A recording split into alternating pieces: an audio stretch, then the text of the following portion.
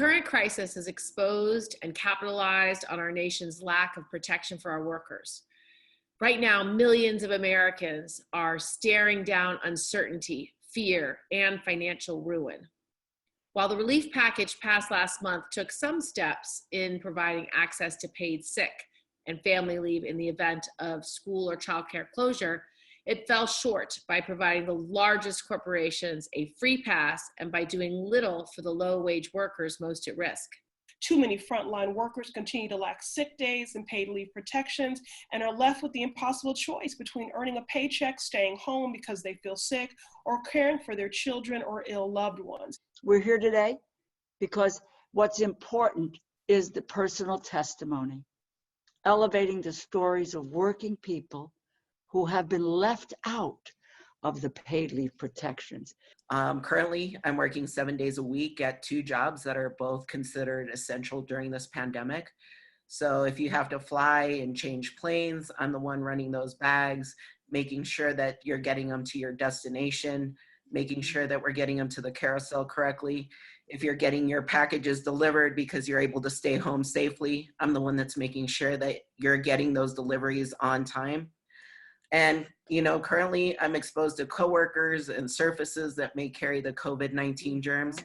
I myself have a compromised immune system, and yet the legislation that was recently passed for paid sick days and paid family leave during this pandemic, it doesn't apply to me. For 4 years, I've been a server at Applebee's in San Antonio, Texas. My husband as well has been a part-time dishwasher at the same restaurant. It's devastating to know that we have been with this company for so long and we get nothing, not even paid sick days, for management in times of public health and economic crisis. From our frontline healthcare workers, service workers, to janitorial and sanitation workers, millions of workers across our country are putting themselves at risk because they do not have access to paid leave and to sick days. We can't afford any community to be left out in our federal response to this crisis. Every community, every worker must benefit from the government support during this time, and no one should be made to suffer or to be left behind. Paid leave is a foundational public health and economic security issue. While support for this issue has always been high, in the months since the pandemic, we've been tracking and we have seen more than a 400% increase in people searching for information on paid leave.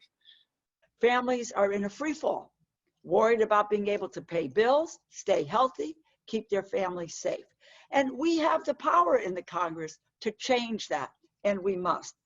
In the past year, my coworkers and I began to protest with the help of the 32 VA. We have no sick days. We have no family leave. We have very little vacation. The health insurance is very expensive. In this crisis, we need to pay leave too, so we can take care of sick family. We believe strong paid leave policies benefit all of us. The need for care is universal, and the COVID crisis is magnifying just how much harm the federal government's failure to enact paid leave has caused us. We are one of 2 countries, us and Papua New Guinea, without some sort of national policy, which meant when the pandemic hit, only 19% of US workers had access to paid leave through their employers. I, along with Senator Murray and Congresswoman DeLauro and Pressley, introduced the Paid Leave Act, which would provide real paid leave, including sick days, medical, and family leave for every working American. Our country cannot afford paid leave just for some. Our country needs and is demanding paid leave for all,